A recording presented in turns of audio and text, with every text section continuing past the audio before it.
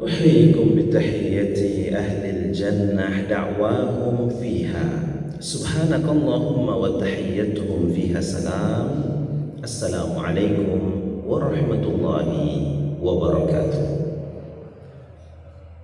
الحمد لله القائل أعوذ بالله من الشيطان الرجيم بسم الله الرحمن الرحيم ألم نشرح لك صدرك ووضعنا عنك وزرك الذي أنقض ظهرك ورفعنا لك ذكرك فإن مع العسر يسرا إن مع العسر يسرا فإذا فرغت فانصب وإلى ربك فارغب.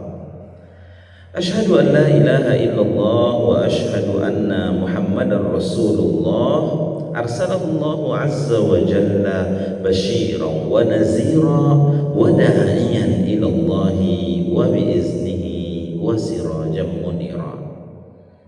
Bapak-bapak, ibu-ibu, hadirin dan hadirat sekalian, sidang jemaah salat subuh yang mudah-mudahan dimuliakan Allah.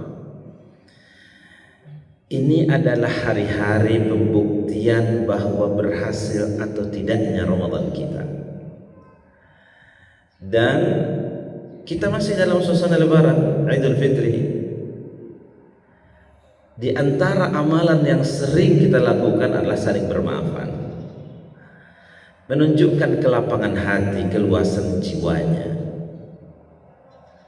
Bertemu kembali di kantor, saling bermaafan. Di grup WhatsApp dan di grup beberapa bermaaf-maafan.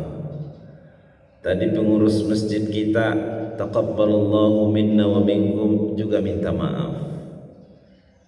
Bahkan di handphone kita juga minta maaf dia karena pulsanya telah habis.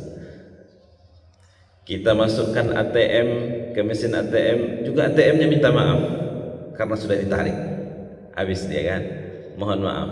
Nah, gitu kan. Dan ini adalah, apalagi di bulan Syawal ini, hal-hal yang mengganjal amal ibadah kita diterima oleh Allah satu bulan penuh. Jangan sampai gara-gara dendam, gara-gara sesama manusia, lalu terhalang dia. Inilah kajian kita pada subuh hari ini, akan berinteraksi dengan ayat-ayat firman-firman Allah yang Allah beri nama surahnya dengan surah Asy-Syarah. Ada juga yang memberi nama surat ini dengan surah Al-Insyirah. Ada juga yang memberi nama surat kita ini dengan surah Alam Nasrah. Sedang membaca surat apa? Oh, lagi baca surah Alam Nasrah, karena memang bunyi ayat pertama surah ini, Alam Nasrah laka sadrak. Bapak Ibu hadirin dan hadirat sekalian yang dimuliakan Allah, diberi nama surah ini dengan surah Asy-Syarah atau Al-Insyirah, itu berakar dari kata syaraha, yang artinya melapangkan, melapangkan. Walaupun dari tata bahasa Arab kalimat syarah atau tasri itu juga bisa bermakna membedah. Operasi dalam bahasa Arab itu tasrih. Dokter mengoperasi, membelah perut seseorang, dalam bahasa Arab itu disebut tasrih. Kalau mayoritas di dalam Quran, perkataan syarah itu memang melapangkan. Contoh dalam surah Thaha, di mana Nabi Musa sebelum diperintahkan mendakwahi Fir'aun yang sangat zalim luar biasa, berat, perintahnya berat. Maka doa Nabi Musa adalah Rabbi shrah li sadri wa yassir li amri. Itu ayat Quran, di mana artinya, ya Allah lapangkanlah dadaku. Kan tidak mungkin kita artikan di situ, ya Allah belahlah dadaku, tidak mungkin. Yang tepat sesuai dengan situasi ayatnya, kalimatnya itu artinya melapangkan. Alam nashrah laka sadraka itu bermakna, adakah tidak kami telah lapangkan dadamu wahai Muhammad. Jadi dari segi bahasa kalimat syarha itu artinya melapangkan, mayoritas dalam Quran juga artinya melapangkan, tapi tidak tertutup para ulama memberikan makna membelah, mengoperasi.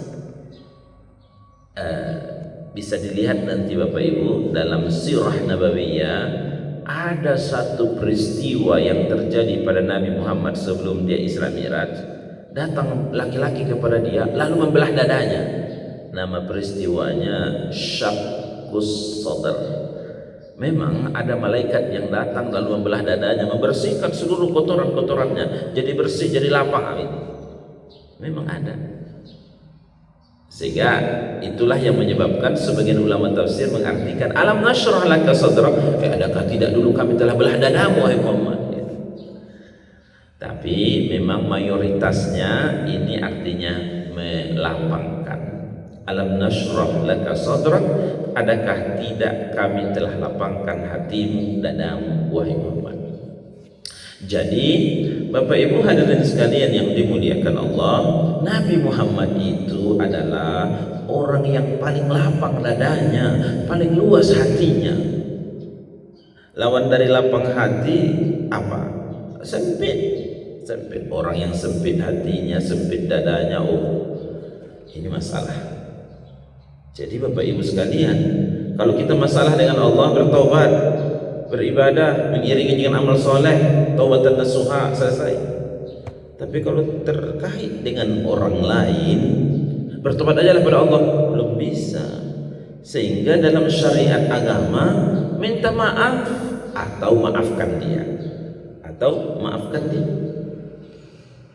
Di kalangan ulama bahkan ada yang berpendapat begini, Allah tidak mau ikut campur urusan antara anda dengan dia. Kalau tinggal sholat, tinggal puasa, bertobat, tobatan nasuha, beribadah berikutnya aman. Mudah-mudahan dalam keyakinan kita Allah ampunkan. Walaupun tidak ada edaran bahwa Allah telah mengampunkan Anda, walaupun tidak begitu. Tapi keyakinan kita Allah itu Maha Pengampun, Maha Pemaaf. Tapi kalau dengan orang, itulah sebabnya Bapak Ibu sekalian yang dimuliakan Allah, waktu meninggal lalu setelah dimandikan dan dikafankan, ahli warisnya berkata, Bapak Ibu sekalian, apakah kita dapat memaafkan almarhum yang mungkin berinteraksi selama hidupnya dengan kita? Lain Pak, lain.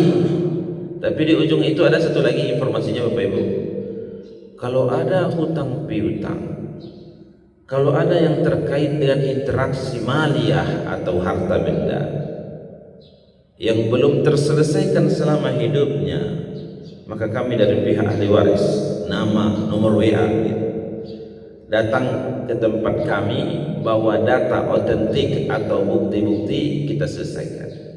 Belum boleh dibagi harta warisannya kecuali yang prioritas untuk diselesaikan hutang-hutangnya terlebih dahulu. Sampai Nabi Muhammad terkadang tidak mau menyolatkan, ikut menyolatkan mereka yang berhutang. Begitu. Isyarat yang sangat kuat ini kan, Bapak Ibu hadirin sekalian yang dimuliakan Allah. Jadi perkara dengan sesama kita ini perlu untuk saling memaafkan, dan satu lagi, atau maafkan orang lain. Memaafkan orang lain kemuliaannya jauh lebih plus ya. Ayat ini ingin menyampaikan kepada kita betapa kelapangan hati. Alam nashrah laka sadrak, engkau wahai Muhammad sangat lapang dadanya, tidak cepat naik darah, tidak cepat marah.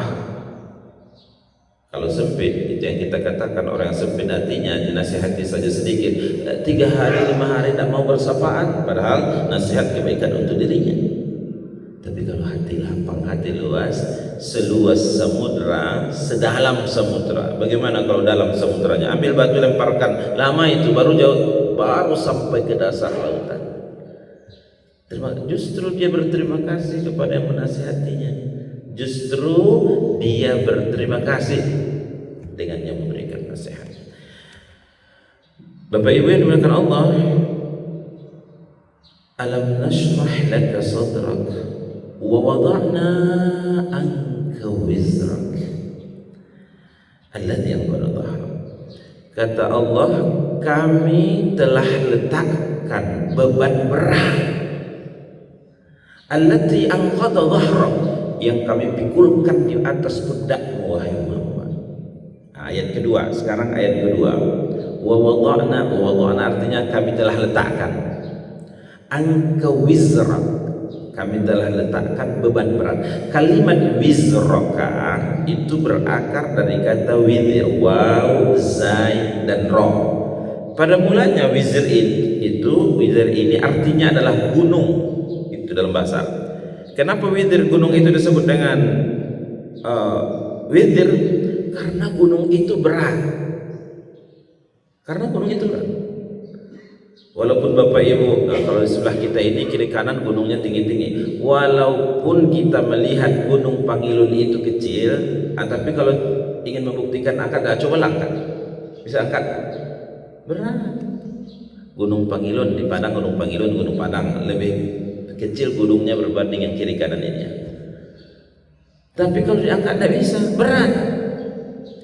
Dalam bahasa Arab itu sebabnya wizir ini juga berakar dari asal kata wazir yang artinya menteri. Menteri itu dalam bahasa Arab wazir, wazirus syu'un al-maliyah, menteri keuangan, wazirus syu'un ad-diniyah, menteri agama, wazir al-kharijiyah, menteri luar negeri. Wazir itu artinya menteri. Kenapa? Dia berasal dari kata wizir, berat.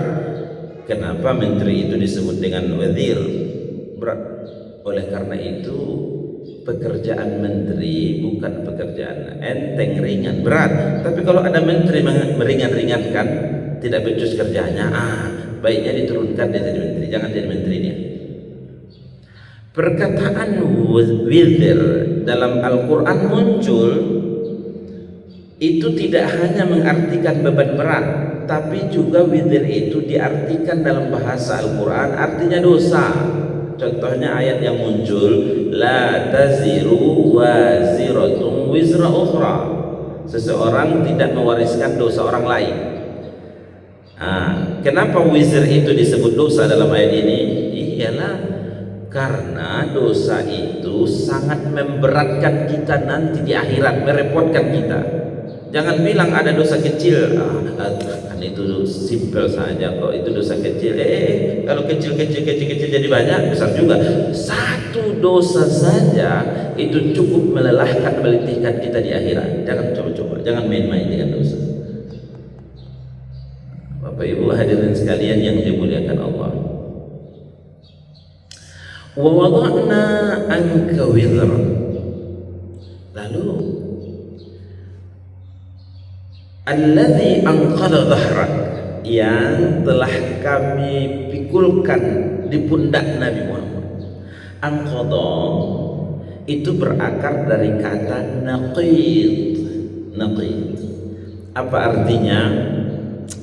Dalam bahasa Indonesia Bapak Ibu begini, di kampung pernah enggak Bapak Ibu melihat, karena beratnya beban ini seorang buruh itu mengambil kayu atau bambu taruh sini, saking beratnya, lalu menghasilkan bunyi dia nyit nyit nyit nyit, begitu. Itu dalam bahasa Arab disebut naqid, beban berat yang berada di pundak, saking luar biasanya menghasilkan bunyi. Kalau Bapak Ibu yang selalu di kota mungkin tidak pernah melihat yang begitu ya, buruh yang membawa barang karena saking beratnya pakai kayu, lagi tambahnya pakai bambu. Di sebelah sana ada barangnya, sebelah belakang ada barangnya, lalu dia pikul. Waduh, berat sekali. Beratnya ini memberikan bunyi nyit nyit nyit. Dalam bahasa Arab itu disebut naqid. Ayat itu sedang memberikan majaz kepada kita. Itu bebannya terlalu berat yang dipikulkan kepada Nabi. Lalu kita tentu bertanya, kira-kira beban berat apa ya yang dipikulkan kepada Nabi itu? Berbeda pendapat di kalangan ulama. Ada yang berkata Waktu ayat ini turun, Nabi Muhammad baru saja meninggal istrinya tercinta Khadijah. Tak lama setelah itu meninggal pula kakeknya yang sangat mencintai dia, Abdul Muthalib. Tak lama setelah itu meninggal pula pamannya. Walaupun pamannya tidak jadi Muslim Islam, tapi pamannya kontribusinya untuk kenyamanan dakwah Nabi luar biasa. Meninggal. Penopang kehidupan Nabi, supporting sistemnya itu dah ibarat saya patah gitu. Oleh sebagian ulama mengatakan ini beban berat, ini beban berat. Lalu dibantah oleh ulama lain. Kalau meninggal keluarga, meninggal anak, meninggal istri, itu semua orang akan melaluinya. Tidak berat. Ada yang berkata begitu.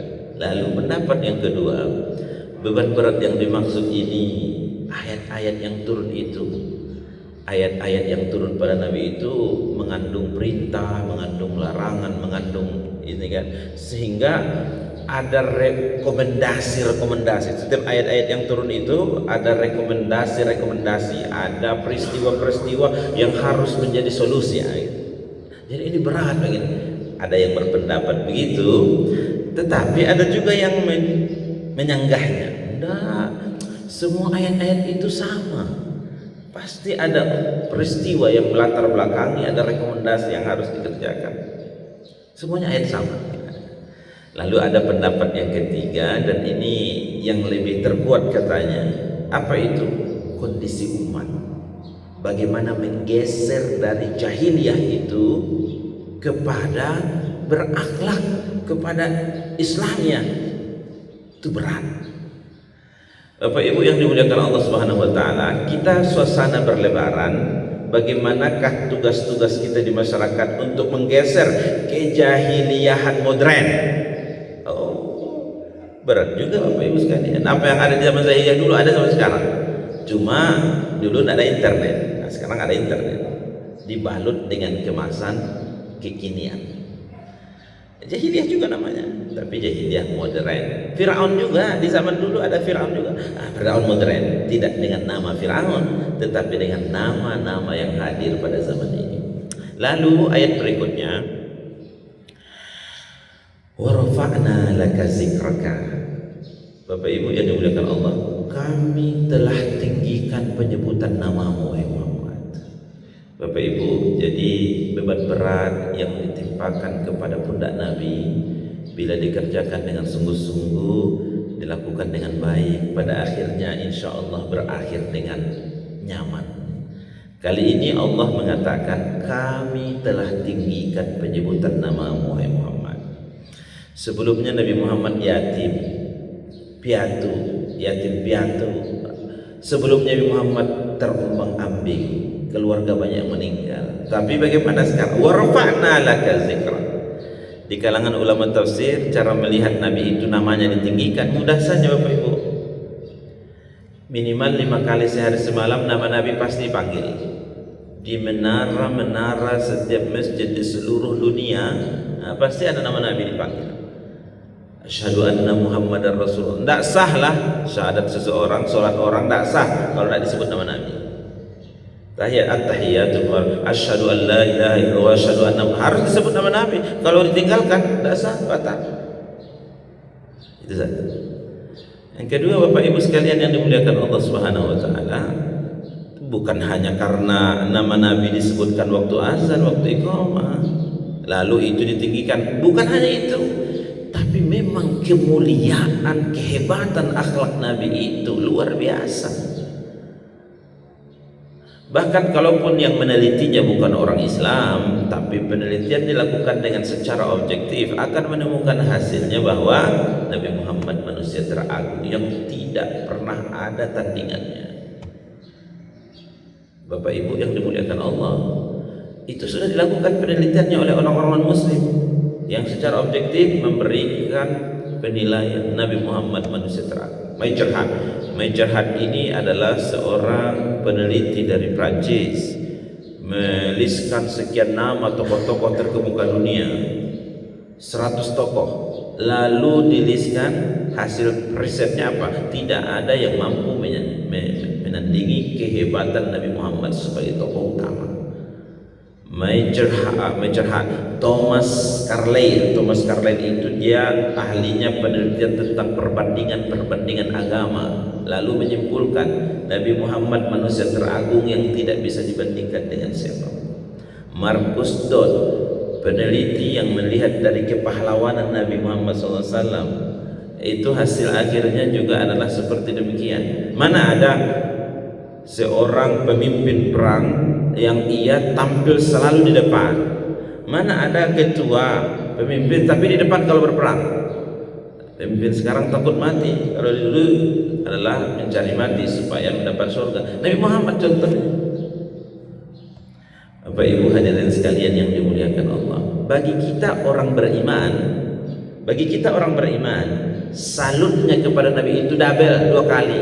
Yang pertama, karena kita yakin apa yang Allah firmankan, rafa'na laka dzikraka. Allah sendiri yang mendeklar bahwa Nabi itu adalah maha tinggi akhlaknya. Wa innaka la'ala khuluqin azim. Sesungguhnya engkau wahai Muhammad akhlaknya maha agung. Itu salut pertama. Salut yang kedua, pendekatan teori ilmiah sekalipun memberikan bukti-bukti yang otentik bahwa Nabi Muhammad itu mulia akhlaknya.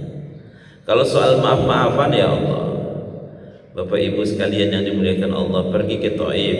Setelah sampai di Taif dilempari, datang tawaran dari malaikat, doakan saja kepada Allah wahai Muhammad, kami siap membantu, kami balikkan gunung ini kepada mereka.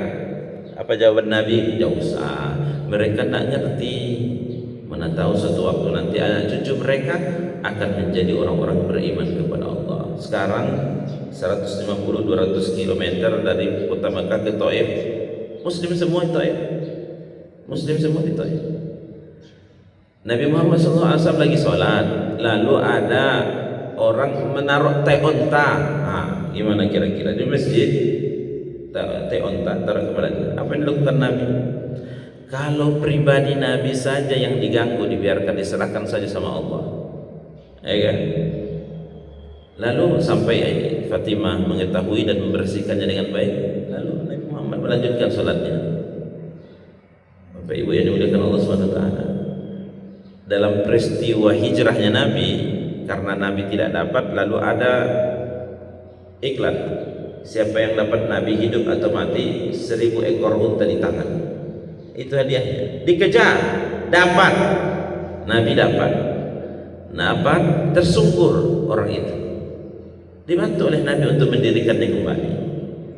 Sehingga sahabat ini dijanjikan oleh Nabi, kamu nanti akan mendapatkan mahkota dari mahkota Persia. Masuk Islam dia, baik Islamnya. Persia dapat ditaklukkan di zaman Umar bin Khattab menjadi khalifah, dan itu diberikan kepada dia mahkota. Subhanallah, dimaafkan. Begitu Nabi Muhammad SAW. Wa rafa'na laka dzikra.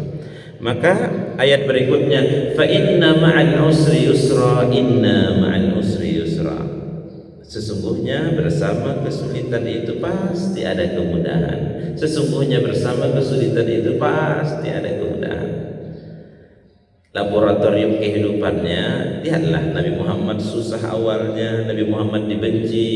Sekarang berapa miliar pengikut Nabi Muhammad di dunia? Bapak Ibu yang dimuliakan Allah, disebutkan kesulitan dalam ayat ini pakai alif lam, al-usr. Ada kaidah dalam bahasa Al-Quran, bila kita menjumpai satu perkataan yang pakai alif lam, lalu ia diulang-ulang, seperti ayat kita ini kan diulang, fa inna ma'al usri yusra, inna ma'al usri yusra, yang pakai alif lam al-usr, yaitu kesulitan. Di kalangan ulama bahasa mengatakan objek yang dimaksud kesulitannya cuma satu, yaitu bagaimana cara dia menghadapi kesulitan.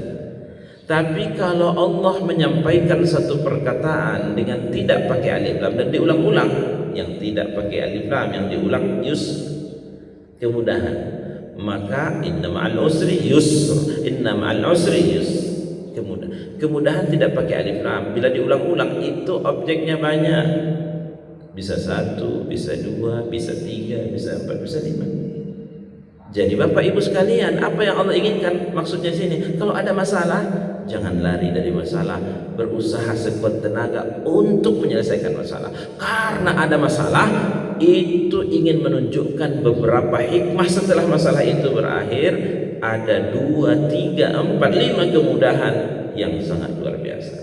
Mahasiswa akhir masalahnya di skripsinya, sabar, selesaikan. Kalau selesai skripsinya, masalahnya cuma satu, selesai skripsi. Kalau selesai skripsinya, lulus, dapat ijazah. Apalagi yang kedua, kalau memang syaratnya mertua harus dapat ijazah dulu, bisa kawin, nikah. Yang ketiga, lanjut S2, karena syarat untuk S2 itu selesai S1. Kalau tidak selesai S1, tidak akan mungkin masuk S2. Yang keempat, bisa bekerja dengan syarat pakai ijazah. Ada ijazah, bisa bekerja. Udah 4, itu baru yang kita tempat. Bapak Ibu sekalian yang dimuliakan Allah, jadi orang mukmin itu ketika ia diuji oleh Allah dengan kesulitan, justru dia tersenyum. Ini tanda-tanda bahwa sebentar lagi dia akan naik kelas. Ini tanda-tanda bahwa dia akan mendapatkan kemudahan 2, 3, 4, 5 dan seterusnya. Fa inna ma'al usri yusra. Inna ma'al usri yusra. Pengulangan kata itu 2 kali dalam Al-Quran ada hikmahnya, bukan untuk membuat mubazir. Banyak ayat yang lain bagus turun lagi kok 2 kali 3 kali, kok sampai 30 sekian kali turunnya fabi ayyi ala'i rabbikuma tukadziban dalam surah Ar-Rahman. Bukankah itu mubazir? Bukan. Hikmahnya yang pertama, ingin menekankan konten isi berita. Kalau Allah mengatakan bersama kesulitan itu ada kemudahan, yakinkan, pastikan bahwa kemudahan akan datang. Dengan syarat adalah bahwa ia fokus untuk mencari solusi, bukan lari dari masalah. Bukan lari dari masalah. Yang kedua, Bapak Ibu sekalian, kata para ulama, walaupun ayatnya sama, hurufnya sama, bacaannya sama, tapi pemaknaan pertama dan kedua berbeda. Fabi ayyi ala'i rabbikuma tukadziban, banyak sekali ayatnya, ya kan? Tapi satu fabi ayyi ala'i rabbikuma tukadziban dengan fabi ayyi ala'i rabbikuma tukadziban yang lain, itu beda maknanya walaupun bahasanya sama. Kenapa? Karena sudah diantarai dengan ayat-ayat yang lain. Jadi oleh karena itu Bapak Ibu sekalian, mana mungkin Allah menurunkan ayat yang gunanya sia-sia pemubaziran? Tidak mungkin. Tidak ada satupun yang Allah ciptakan yang sia-sia. Tidak ada ayat yang sia-sia. Semuanya adalah memiliki hikmah dan makna. Akal kita yang tidak sampai ke situ. Ayat seterusnya Allah mengatakan, فَإِذَا فَرَغْتَ فَانْصَبْ وَإِلَى رَبِّكَ فَارْغَب. Apabila kamu sudah mengerjakan satu pekerjaan amal ibadah, kerjakan lagi amal ibadah berikutnya. Sudah selesai ibadah Ramadan, bukan berhenti dari beribadah, kerjakan lagi ibadah berikutnya. Puasa 6 di bulan Syawal, saling bermaafan, silahkan silaturahim, kembali bersemangat. Itu dia. Jadi ayat ini seolah-olah mengatakan, sudah satu ini pekerjaan selesai, kerjakan lagi yang lain. Terus kapan istirahatnya? Allah ingin mengatakan jawabannya Bapak Ibu, istirahatnya nanti di surga. Kalau di dunia ini memang tempat kita untuk mengoptimalkan amal soleh. Satu ibadah ke ibadah berikutnya, itu bisa kita kerjakan kalau kita masih di dunia. Kalau sudah mati, kita sudah berada di alam kubur, ingin tahajud, ingin baca Quran. Kalau ada di antara Bapak Ibu yang tahajud tengah malam di alam kubur, saya orang yang pertama lari. Karena itu tidak mungkin, alamnya sudah beda. Di alam kubur, di akhirat, bukan alam untuk beribadah. Itu adalah alam untuk the punishment and reward, yaitu alam untuk diberikan balasan, apakah surga atau neraka, azab siksa atau kenikmatan surga. Sementara kalau di dunia itu namanya darul amal, kampung untuk kita memaksimalkan amal-amal. Sebelum kematian datang menjemput kita, optimalisasikan amal-amal kita. Wa ila rabbika farghab, dan kepada Allah juga kita berharap, bermohon dan berdoa. Mudah-mudahan bermanfaat bagi kita Bapak Ibu sekalian. Jazakumullah khairan jazaa, wabillahi taufiq wal hidayah. Wassalamualaikum warahmatullahi wabarakatuh.